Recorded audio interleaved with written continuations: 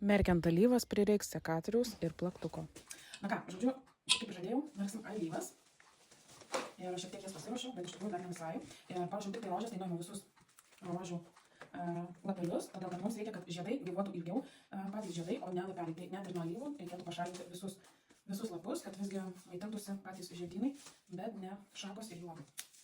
Tai į vazą pripyliau daugiau negu pusę vandens vazos ir dėsiu į vazą štai tokį šiek tiek tinklelio gabalėlį, todėl kad tos šakos tiesiog nevirstų, na, pavyzdžiui, kaip tokios formos vazoj, kad tos šakos jos neišeitų, bet ir paskui, reikia, kad kuo daugiau pats kotas gautų vandens, tai jeigu jis pakreips tiek, tai jis iš tikrųjų labai gaus mažai vandens. Todėl naudosiu tokį tinklelį ir aš jį sulankstau.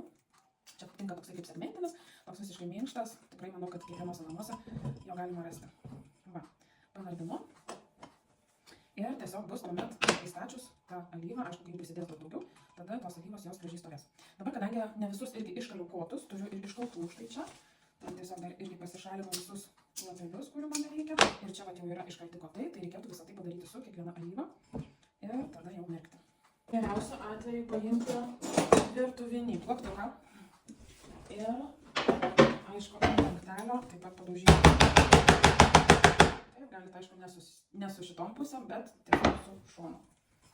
Ir išdaužant. Sakys vaikai, mama kepsmus ruošiasi daryti.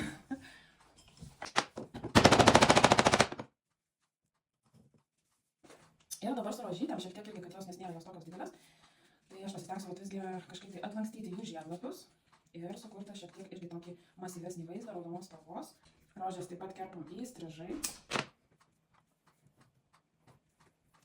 Na štai mano puokštė kaip ir baigta.